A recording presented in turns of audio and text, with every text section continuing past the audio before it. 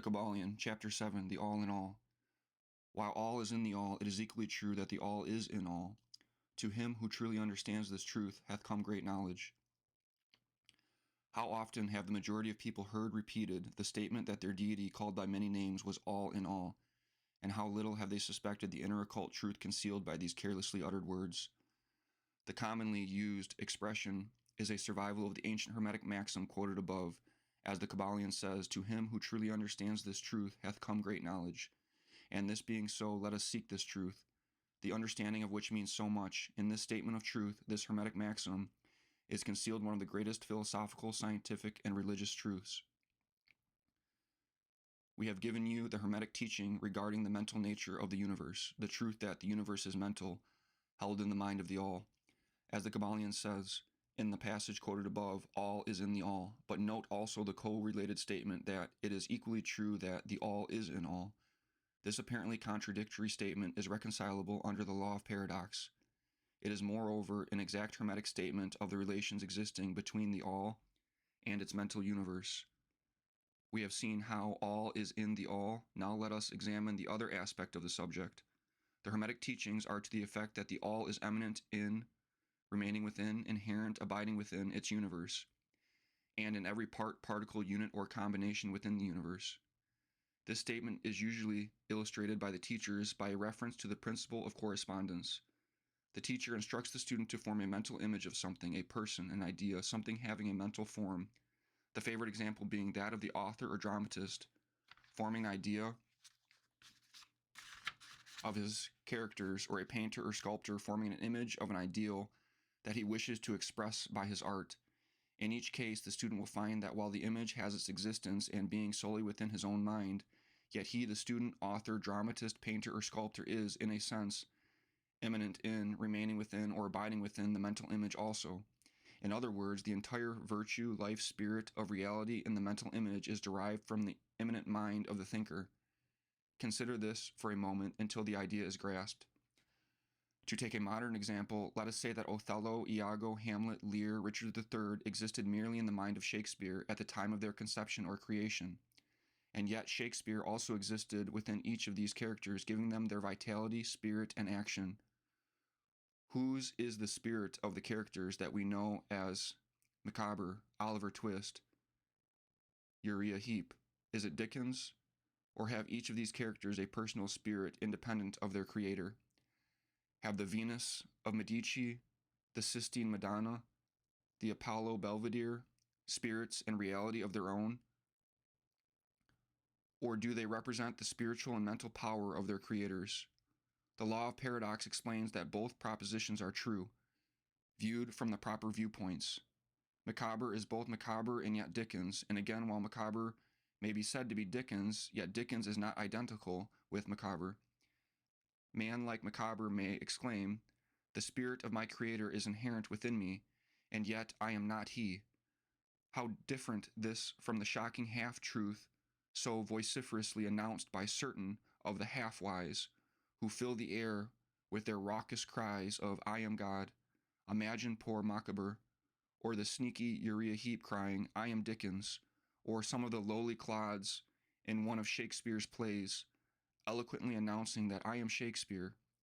The all is in the earthworm, and yet the earthworm is far from being the all. And still the wonder remains that though the earthworm exists merely as a lowly thing, created and having its being solely within the mind of the all, yet the all is immanent in the earthworm, and in the particles that go to make up the earthworm.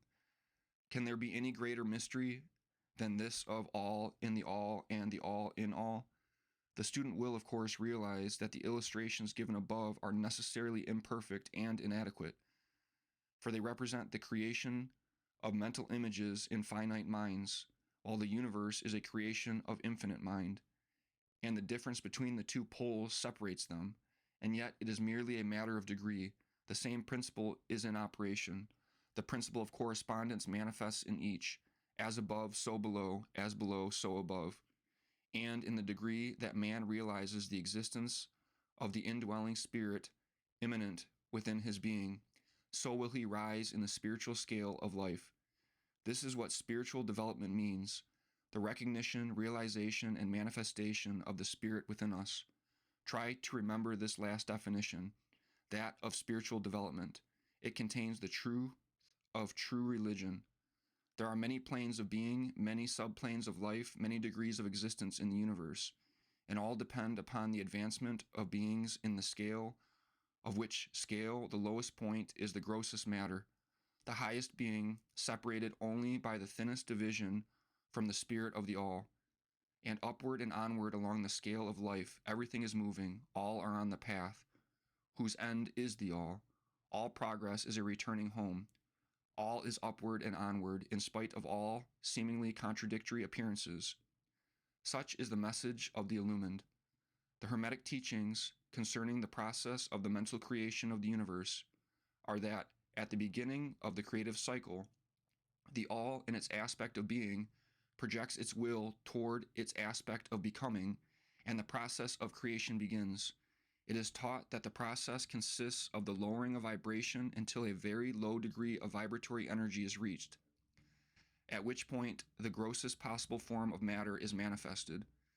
This process is called the stage of involution, in which the all becomes involved or wrapped up in its creation. This process is believed by the Hermetists to have a correspondence to the mental process of an artist, writer, or inventor who becomes so wrapped up in his mental creation as to almost forget his own existence, and who, for the time being, almost lives in his creation. If instead of wrapped we use the word wrapped, perhaps we will give a better idea of what is meant. This involuntary stage of creation is sometimes called the outpouring of the divine energy, just as the evolutionary state is called the indrawing. The extreme pole of the creative process is considered to be the furthest removed from the all, while the beginning of the evolutionary stage is regarded as the beginning of the return swing of the pendulum of rhythm, a coming home idea being held in all of the Hermetic teachings. The teachings are that during the outpouring, the vibrations become lower and lower until finally the urge ceases and the return swing begins.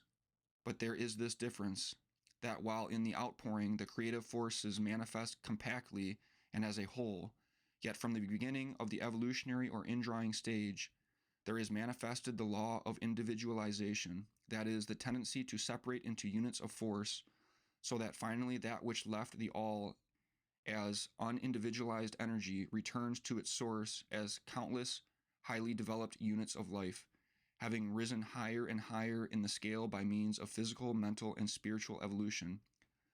The ancient Hermetists used the word meditation in describing the process of the mental creation of the universe in the mind of the all, the word contemplation also being frequently employed, but the idea intended seems to be that of the employment of the divine attention.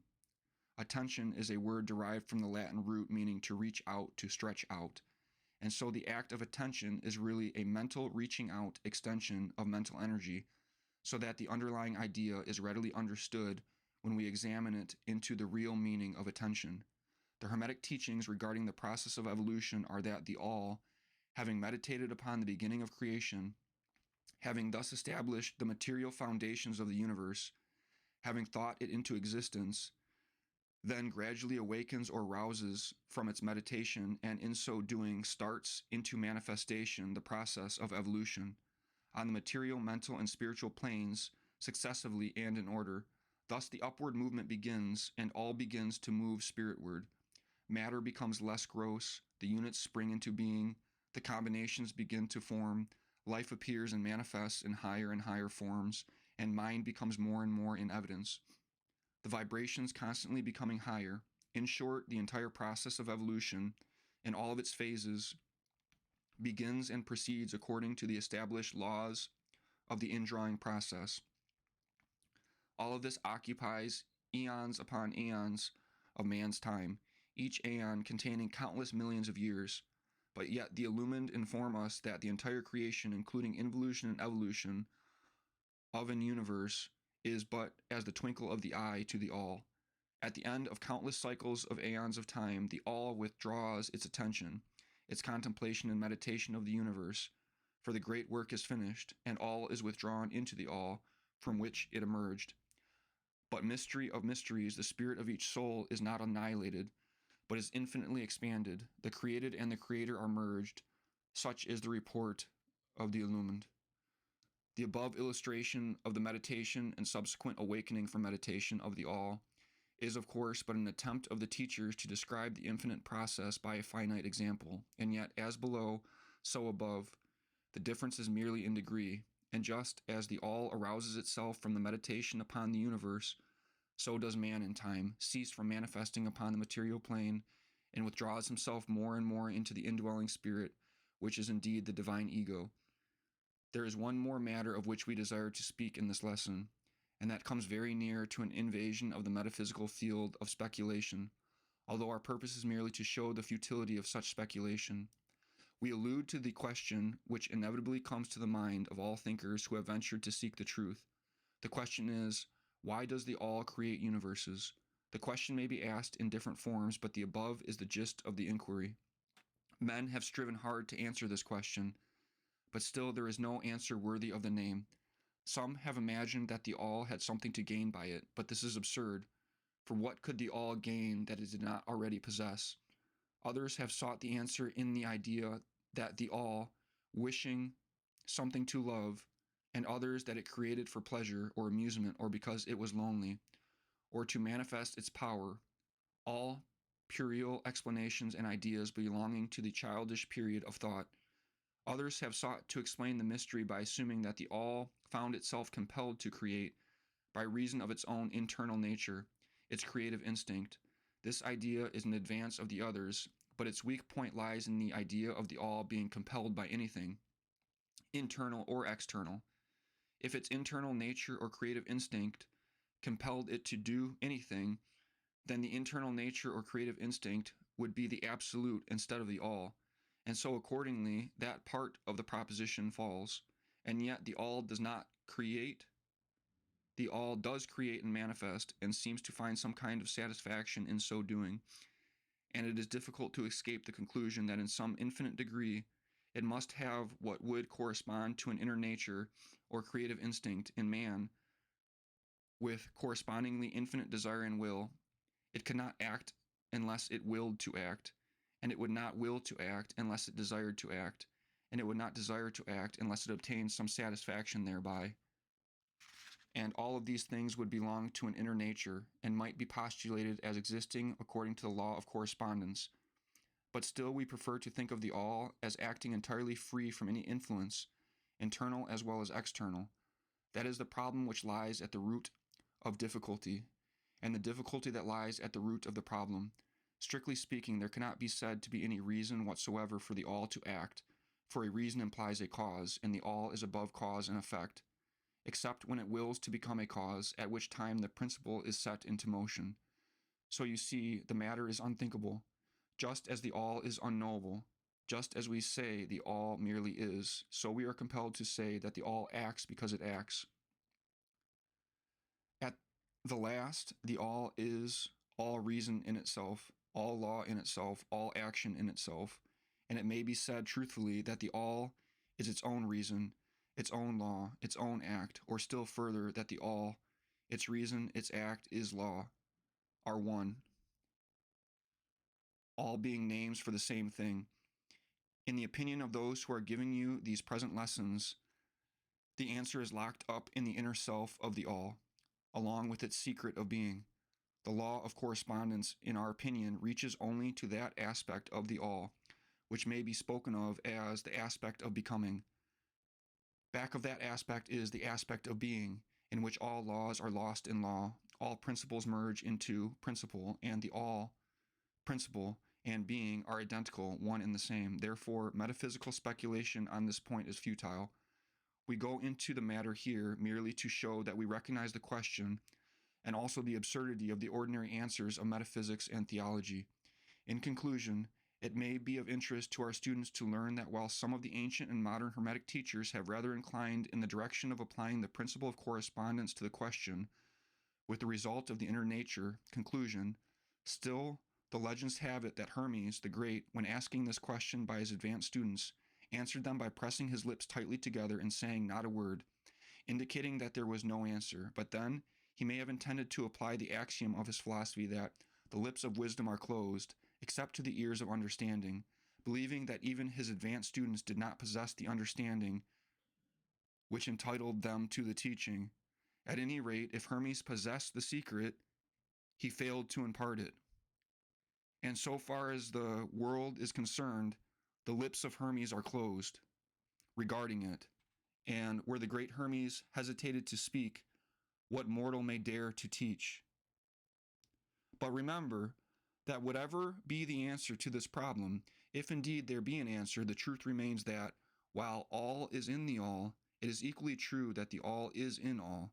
The teaching on this point is emphatic, and we may add the concluding words of the quotation, "To him who truly understands this truth hath come great knowledge."